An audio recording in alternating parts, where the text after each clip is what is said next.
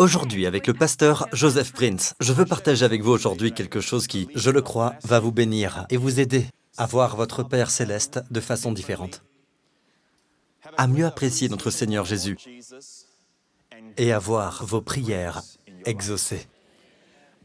Je vais essayer, par la grâce de Dieu, de détruire toutes les idées fausses que vous pourriez avoir, surtout dans le domaine de la prière. Vous savez à quel point l'Église a souffert du manque de prière. Sans parler des gens dans l'Église, parmi les chrétiens, qui disent aux autres que la raison pour laquelle le Seigneur ne répond pas à leurs prières, c'est à cause de ceci ou de cela. Ils placent tant de fardeaux et d'obstacles sur le chemin que les gens cessent tout simplement de prier. Parce que si Dieu va voir en moi des fautes quand je prie, comment pourrais-je voir ma prière exaucée? À quoi bon prier alors? Vous voyez, les gens ont des idées qui diffèrent. Vous vous souvenez tous du message que j'ai prêché intitulé « Pourquoi prier ?» Pourquoi prier si Dieu est omniscient?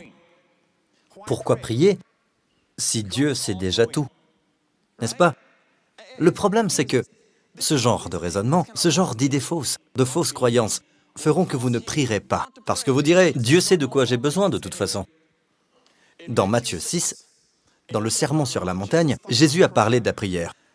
Regardez ici, il dit, « Ne les imitez pas, c'est-à-dire les membres des autres peuples, car votre Père sait de quoi vous avez besoin avant que vous le lui demandiez. » À cause de leur façon de raisonner, les gens disent, « De toute façon, mon Père connaît tous mes besoins avant que je demande, alors pourquoi prier ?» Pourtant, le verset suivant dit, « Voici donc comment vous devez prier, parce que le Père connaît tous vos besoins. » Voici donc comment. Il ne dit pas, donc il ne faut pas prier. Il n'a pas dit, à cause de cela, ne priez pas. Au contraire, il dit, parce que votre Père sait de quoi vous avez besoin avant que vous le lui demandiez, demandez-le. La question, c'est, si vous voulez l'avoir, il vous faut montrer à Dieu que vous le voulez. Ouvrir la bouche, ouvrir les mains, c'est cela, prier. Dans 3 Jean 2, nous avons vu, la semaine dernière, que Jean est maintenant un homme âgé. Celui qui se penchait sur la poitrine de Jésus quand il était adolescent, l'un des 12 disciples, celui qu'on appelle le disciple que Jésus aimait. Ici, il est vieux. C'est un des disciples qui a vécu le plus longtemps. Il n'a jamais subi le martyre, il est mort de vieillesse. Et tout simplement parti retrouver Jésus. C'est donc dans son grand âge qu'il a écrit les épîtres de Jean. Il a aussi écrit l'évangile de Jean, vous le savez tous. Mais ici, ce sont les épîtres, 1 Jean, 2 et 3 Jean. Dans 3 Jean, il est près de la fin. On peut dire que le dernier, c'est le livre de l'Apocalypse. Mais à ce moment de sa vie, il connaît la volonté de Dieu. Et pourtant, Jean, qui est maintenant âgé, qui a suivi Jésus pendant tant d'années, qui connaissait le cœur du Seigneur parce qu'il avait l'oreille penchée sur le cœur de Jésus, qui connaissait l'Urim et le Thummim, les lumières et les perfections. Voici ce qu'il a dit. Bien-aimé, il s'adresse à nous. Il ne parle qu'aux croyants, pas aux gens du monde. Bien-aimé, je souhaite que tu prospères à tous égards. Et il continue, et sois en bonne santé, comme prospère l'état de ton âme. Alors, ceux à qui il écrit, leur âme était-elle déjà prospère? Oui. Comme prospère l'état de ton âme est écrit au présent. Cela signifie que leur âme était déjà prospère. Il a quand même prié, rien d'automatique, il a prié. Je souhaite que tu sois en bonne santé, comme prospère l'état de ton âme. Remarquez que la santé et la prospérité dans ce verset sont évoquées par un homme qui connaissait les battements du cœur de Jésus. Voici donc le principe. La première des fausses idées que je veux sortir de vos pensées est celle-ci. Si Dieu sait déjà tout, pourquoi prier? Et si mon âme est déjà prospère, que je vais à l'église tous les dimanches, que j'écoute les sermons du pasteur Prince, que je lis ses livres, etc. Mon âme est prospère. Oui, mais quelquefois, il y a un blocage, d'où qu'il vienne, que ce soit un blocage d'origine satanique ou autre. Priez, priez. Père, grâce à Jésus, mon âme est prospère. Merci pour cela. Maintenant, fais que ma santé prospère. Que je prospère dans toutes les sphères de ma vie, Seigneur. Et je prie pour mes enfants, Seigneur. Fais qu'ils prospèrent, Seigneur, au nom de Jésus.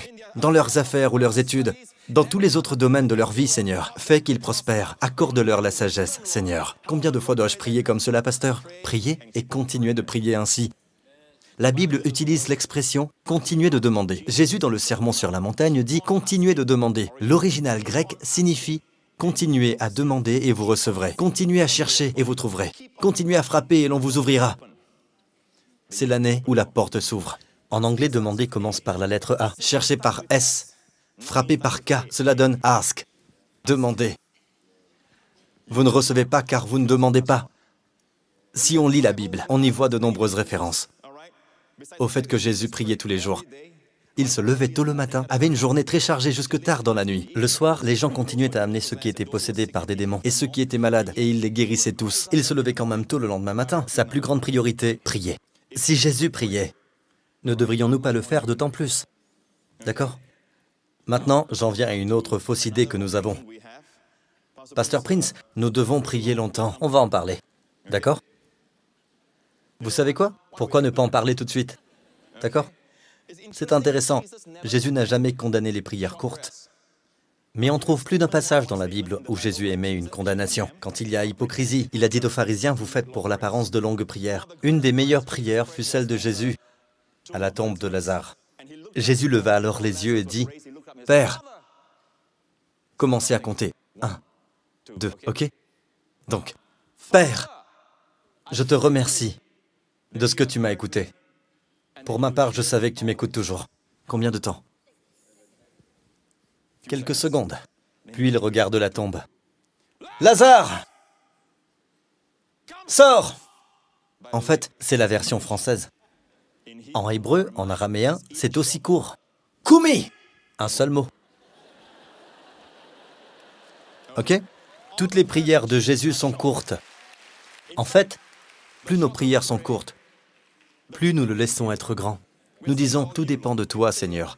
Les gens disent, vu ta situation, oh là là, il va falloir prier fort. Tu dois prier fort, je suis désolé, mon vieux. Oh là là, cette fois, t'as intérêt à prier fort. Laissez-moi vous dire, priez fort ou non, cela ne dépend pas de vous. D'accord? Cela dépend de celui que vous priez. Amen. Donc la Bible dit, Jésus dit en Matthieu 6, ne les imitez pas, on vient de le voir, regardez le contexte. Les versets qui précèdent, lorsque tu pries, ne sois pas comme les hypocrites. Ils aiment prier debout dans les synagogues et au coin des rues pour être vus des hommes. Jésus dit, je vous le dis en vérité, ils ont leur récompense. Mais toi, quand tu pries, entre dans ta chambre, ferme ta porte et prie ton Père qui est là dans le lieu secret. Et ton Père qui voit dans le secret te le rendra. Il vous le rendra comment? Il vous récompensera de quelle façon? Aussi en secret? Non. Dites-le. Criez-le. Ouvertement. Ouvertement. En priant, regardez bien, en priant, ne multipliez pas de vaines paroles comme les membres des autres peuples. Ne multipliez pas de vaines paroles comme les païens. Ils s'imaginent en effet qu'à force de paroles, ils seront exaucés. Vous savez, les gens s'imaginent qu'à force de paroles, ils vont obliger Dieu à agir. Non, laissez-moi vous dire, Dieu s'est senti poussé à nous donner le plus grand des cadeaux, bien avant que quiconque lui demande d'envoyer son Fils. D'accord? C'était le plus grand des cadeaux. Le plus grand cadeau, la plus grande bénédiction. Vous me suivez? D'accord? Maintenant, il est dit ici, en priant, ne multipliez pas de vaines paroles, comme les païens, qui s'imaginent qu'à force de paroles, ils seront exaucés. Au verset suivant, ne leur ressemblez pas, car votre Père sait. Faites donc des prières simples. Si les réponses ne viennent pas rapidement, persévérez dans la prière. Continuez à demander à Dieu, mais pas d'une manière désespérée, comme si Dieu avait besoin d'être amadoué. Sachez que tout obstacle, toute absence de réponse correspond à un combat spirituel. Continuez à demander, parce que vous le connaissez. Puis-je entendre votre Amen? Vous souvenez-vous de l'histoire des enfants d'Israël? À l'époque de l'arrivée du roi Nebuchadnezzar. Depuis de nombreuses années, que se passait-il? Le roi de Juda s'était mis à adorer des idoles. Et Dieu l'avait averti très tôt. Dieu lui avait envoyé prophète après prophète. Et Dieu envoya le prophète Jérémie au roi de Juda. Et l'avertit des dangers où l'entraînait la dureté de son cœur et son adoration des idoles, et tout ce qu'il faisait. Pour finir, Dieu dit, « C'en est assez !» Et il envoya le roi de Babylone, qui est Nebuchadnezzar. Il envahit le pays d'Israël et emmena en captivité tout le peuple de Juda, ainsi que le roi. Et Jérémie prophétisa en ce temps-là. Au fait, Jérémie est un jeune prophète, probablement un adolescent.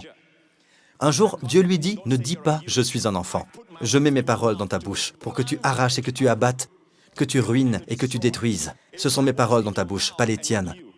Que tu sois vieux ou jeune ne compte pas. Donc voilà le prophète Jérémie. Jérémie prophétisa qu'Israël, que Juda serait en captivité pendant 70 ans. Eh bien, un de ceux emmenés en captivité, un jeune garçon à cette époque, un jeune homme du nom de Daniel. Daniel vécut en captivité sous le règne de nombreux rois. Jusqu'à la 70e année, Daniel, lisons Daniel 9, la première année de son règne, celui de Darius. Moi, Daniel, je me suis aperçu dans les livres. Dieu ne lui a pas parlé, il était en train d'étudier sa Bible. Qui sait que l'un des meilleurs moyens que Dieu emploie pour vous parler est sa parole? C'est la principale façon, d'accord? Bien, revenons à Daniel. Lui aussi était prophète. Mais Dieu lui a montré par les livres, par la Bible. Je me suis aperçu dans les livres que le nombre d'années indiqué par l'Éternel au prophète Jérémie pour la durée de la dévastation de Jérusalem était de 70. Vous savez en quelle année on était? La 70e année. Quand il a lu Jérémie, quand Daniel a lu la prophétie de Jérémie, c'était déjà la 70e année que Juda était en captivité. Autrement dit, on peut se dire « Alléluia, c'est la dernière année. On va rentrer, n'est-ce pas ?» Mais regardez les versets suivants. Alors, Daniel dit « Je me suis tourné vers le Seigneur Dieu en le recherchant avec des prières et des supplications, en jeûnant et en me couvrant d'un sac et de cendres. » Autrement dit, même si Dieu a promis que la captivité ne durerait que 70 ans, il ne s'est pas assis sur son fauteuil à bascule en disant « Que sera, sera ». Ce qui doit arriver arrivera. Non, il a prié que cela arrive. Pourquoi? Parce que Dieu aime la participation. Dieu prend les ailes de votre prière pour vous envoyer les réponses. Vous me suivez? D'accord. Il a vu la prophétie de Jérémie. Au fait, si vous cherchez la prophétie de Jérémie, c'est dans le livre de Jérémie. Tout ce pays deviendra une ruine, un endroit dévasté, et ces nations seront esclaves du roi de Babylone pendant 70 ans. C'est là où Daniel l'a vu. Le verset suivant. Cependant, lorsque ces 70 ans seront passés, j'interviendrai contre le roi de Babylone. Il sait donc que la fin va venir. Pourtant, il a prié. Il a prié pour que ce que Dieu a prédit arrive. Non pas parce que cela risquait de ne pas arriver, mais parce qu'il veut y prendre part. Les mains ouvertes. Vous me suivez? Bien, souvenez-vous de cela au sujet de Dieu. Dieu est bon. D'accord? Et une des choses que vous pouvez demander est la sagesse. Bien, regardez, si l'un de vous manque de sagesse, qu'il la demande à Dieu. Vous ne savez pas pourquoi prier. Voici une prière que Dieu vous suggère. Si l'un de vous manque de sagesse, qu'il la demande à Dieu. Mais certains d'entre vous ne prieront jamais cela parce que vous êtes persuadés que vous l'avez déjà. Je peux le voir. Certains d'entre vous agissent comme si vous l'aviez déjà reçu. Mais le terme « demande » a un sens continu.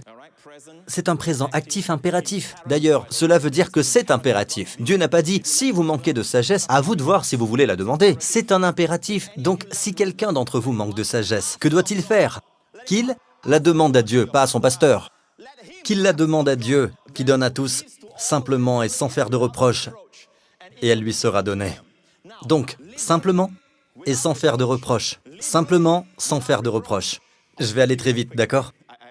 Je ne veux plus parler du présent et de toutes les explications qu'on peut tirer de la version grecque. Je veux juste vous dire rapidement ce que le grec dit. Voici ce qui est dit. Dieu qui donne à tous avec libéralité. Le mot « donne » est ici un participe présent actif, signifiant donner sans cesse. Dieu ne cesse pas de donner. Je vous le dis, Dieu donne plus que ce que vous recevez. Une grande partie est gaspillée dans nos vies parce que nous ne gardons pas les mains ouvertes. Nous sommes occupés avec notre stress et nos efforts. Nous serrons les dents, essayant d'accomplir cela même que Dieu nous donne gratuitement. D'accord? Dieu est sans cesse en train de donner. C'est l'image de Dieu que vous devez avoir lorsque vous venez vers lui. Ce n'est pas comme si Dieu gardait les mains croisées en disant « Essaye ». Essaye. Mieux que ça. Non, Dieu n'est pas comme ça. Dieu n'a pas besoin qu'on le persuade. D'accord? Il donne sans cesse, à tous. Comment donne-t-il? Avec libéralité. C'est un Dieu de libéralité. Je vous le dis, c'est un Dieu de libéralité. Vous le saviez, ça? Savez-vous que Dieu a créé un soleil pour faire briller ses rayons et sa lumière et nous donner bien-être et chaleur sur la planète Terre? Mais les savants nous disent qu'une grande partie de la chaleur, de l'énergie, une grande partie des rayons est gaspillée. Dieu a créé un soleil trop grand pour la Terre. Une petite terre, mais un soleil trop grand. Donc une grande partie est gaspillée. C'est un Dieu de libéralité. Vous entendez? C'est un Dieu de libéralité. Venons au terme, sans reproche. Il donne à tous sans cesse. Il donne avec libéralité. et sans reproche. C'est un seul mot en grec. Sans reproche, c'est... Il y a un mot en grec qui signifie sans trouver de faute. D'ailleurs, sans reproche, ici dans la version grecque, est aussi un participe présent actif qui signifie continuer à ne jamais trouver de faute. Dieu donne sans cesse avec libéralité et continue à ne jamais trouver de faute. Est-ce là le Dieu que vous avez en tête? Est-ce là le Dieu avec lequel vous avez grandi? Dieu est un Dieu qui continue à ne jamais trouver de faute. Quand nous venons à Dieu, je dois d'abord détruire cette idée. Nous avons déjà détruit la première. Pourquoi prier? D'accord? Si Dieu sait tout, pourquoi prierai-je? Numéro 2, si je prie longtemps, Dieu entendra ma prière. On a détruit cela, n'est-ce pas? Numéro 3, voilà une autre fausse idée. Si je viens à Dieu, ça ne sert à rien, Dieu me connaît, il peut tout voir. Ses yeux sont parfaits, il peut voir beaucoup de fautes en moi. Je vous le dis, Dieu continue à ne jamais voir de fautes en vous. Pourquoi? Parce que toutes vos fautes, Dieu les a imputées à Jésus-Christ. Quand il a porté vos péchés sur la croix, et toute la bonté et les mérites, la valeur et la justice de Christ, Dieu les a imputés à votre compte. C'est cela l'Évangile. Ce n'est pas une religion, mais la bonne nouvelle. Amen. Nous terminerons avec un verset. Vous êtes tous avec moi? Vous apprenez? Bon, regardez ce verset. Lui qui n'a pas épargné son propre Fils, mais l'a donné pour nous tous. Comment ne nous accorderait-il pas aussi tout avec lui? Tout d'abord, la première partie. Lui qui n'a pas épargné son propre Fils. Qui est-ce, lui? Le Père. Lui qui n'a pas épargné son propre Fils. Qui est ce Fils? Le Fils qu'il aime. Jésus a fait plaisir au Père, plus que tout autre homme. Parce qu'il a vécu en tant qu'homme, il a plu à Dieu en tant qu'homme, bien qu'il soit pleinement Dieu. Et le Père dit, « Celui-ci est mon Fils bien-aimé. Qui Dieu a-t-il abandonné? Qui est celui que Dieu n'a pas épargné pour que nous soyons épargnés? Le Fils qu'il aimait. » Pensez-y, si Dieu nous a fait ce don immense, alors que nous étions des ennemis, maintenant que nous sommes réconciliés, sommes devenus comme Abraham, des amis de Dieu, pourquoi ne nous accorderait-il pas des dons de moindre valeur? Vous me suivez? Pouvez-vous en intégrer un peu plus? Regardez le mot « librement ». Ce mot nous parle de quoi? De la façon dont Dieu donne. La façon dont Dieu donne. Il n'y a pas de prix à payer. C'est gratuit. Notez que si Dieu était obligé de donner, il n'emploierait pas le terme « librement » si certains d'entre vous méritaient. Les dons et les bénédictions, Dieu ne pourrait pas employer le terme « librement ». Dieu serait contraint de vous les accorder. Dieu serait obligé de le faire. D'accord? Même à contre-cœur. Mais non, Dieu ne doit rien à personne. Il est libre de donner à qui il veut donner. Et comment le recevez-vous? Gratuitement.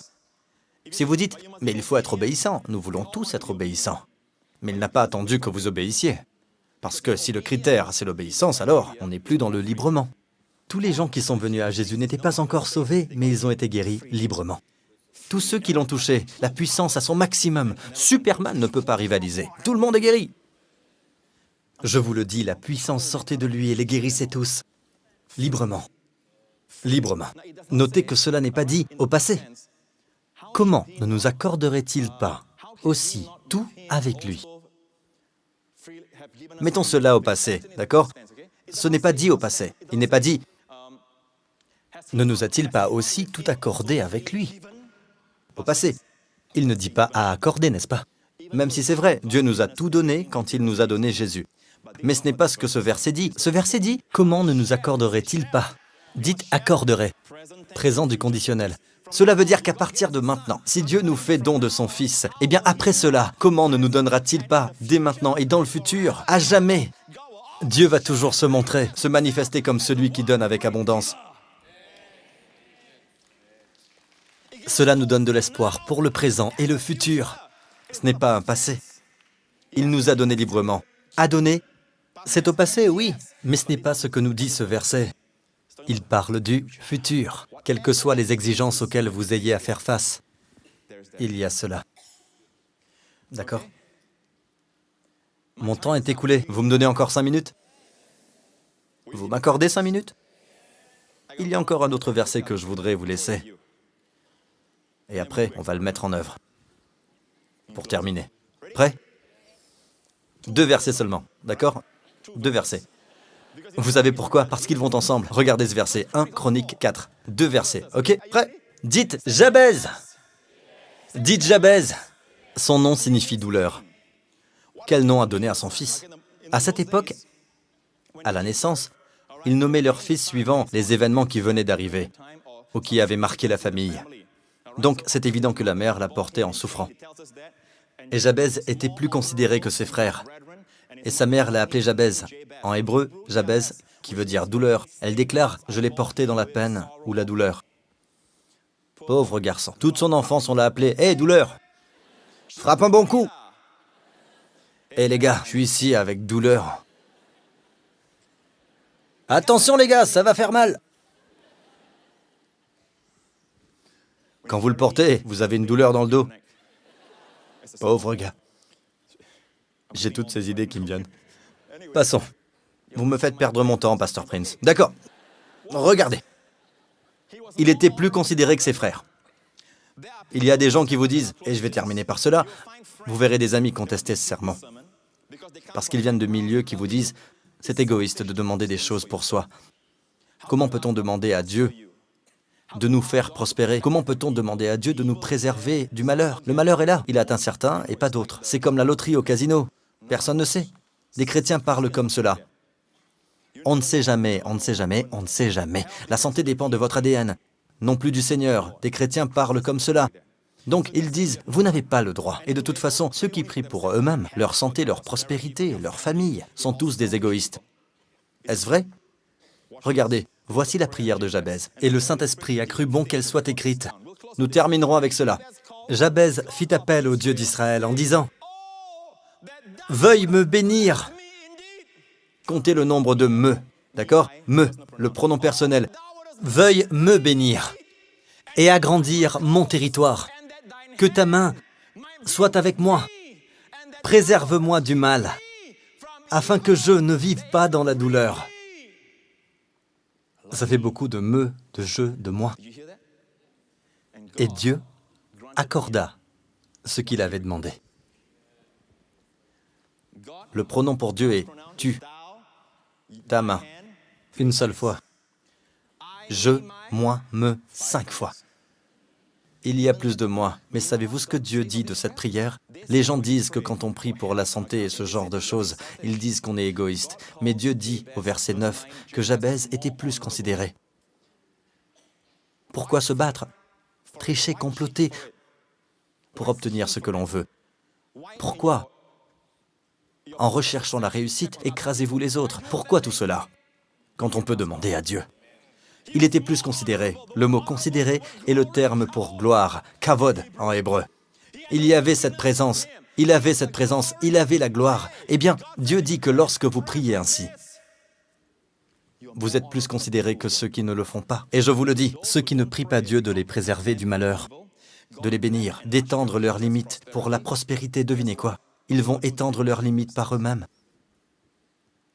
Ceux qui ne demandent pas à Dieu de les préserver du malheur sont remplis de peur et d'inquiétude, et leurs familles sont remplies de peur et d'inquiétude. Pourquoi? Parce qu'on ne sait jamais, Dieu va nous protéger ou bien il ne va pas le faire. Ce n'était pas l'attitude de Jabez. Si Jabez a prié ainsi, et Dieu dit qu'il est plus considéré à cause de cela, je vais aussi prier de cette façon. Nous allons terminer avec cette mise en pratique. Vous êtes prêts? Vous voyez la longueur de cette prière? Affichez le minuteur. Voilà. Bon, affichez la prière. Elle est sur l'écran. D'accord? Nous avons toute la prière sur l'écran. Si vous y réfléchissez, c'est une prière qui change la vie. Elle a changé la vie de Jabez. Et son histoire n'est relatée que dans 2 versets. Dieu lui a accordé ce qu'il lui demandait. Dieu va-t-il exaucer des prières qui sont longues, avec beaucoup de mots? Êtes-vous prêt à prier? Ne vous précipitez pas, d'accord? Prenez votre temps. Suivez-moi maintenant, prêt? Le minuteur est en place. On y va tous. Veuille me bénir et agrandir mon territoire. Que ta main soit avec moi. Préserve-moi du mal, afin que je ne vive pas dans la douleur. Waouh! Je n'avais pas prévu cela. Je ne savais pas que ce serait si long. Mais 15 est un bon nombre. 15 est le nombre du repos. Un bon nombre. Si vous priez de cette façon, vous le découvrirez. Ce nombre est juste un rappel. Certaines des prières les plus puissantes, celles qui changent la vie, qui changent le destin, sont des prières simples. Priez sincèrement, avec foi. Celui qui ne cesse de donner, qui est probablement heureux qu'on lui adresse une demande. Sur Terre, tous sont tellement occupés à travailler pour eux-mêmes, à produire pour eux-mêmes. Dieu a trouvé un Joseph Prince. Dieu vous a trouvé, vous. Mettez votre nom là, vous qui demandez à Dieu. Amen. Et ne permettez pas aux pensées de la chair ou au diable de dire « Allez, serre-toi de ta tête. C'est trop tard. Allez, serre-toi de ta tête. Comment Dieu guérirait-il le cancer? Allez, serre-toi de ta tête. » Le problème, c'est que vous utilisez votre tête. D'accord? Et c'est pourquoi David a coupé la tête de Goliath. Beaucoup d'ennemis d'Israël ont été frappés à la tête, le saviez-vous? Une femme a pris un pieu et un marteau et a fracassé la tête du général, qui était en fait l'ennemi d'Israël. Il s'était endormi dans sa tente, il était très fatigué. Elle l'a endormi avec du lait. Pendant qu'il dormait, elle lui a fracassé la tête. La victoire est revenue entièrement à une femme. Je vous le dis, peuple de Dieu, c'est votre plus grand problème. Dites à votre voisin, tu as un grand problème, hein?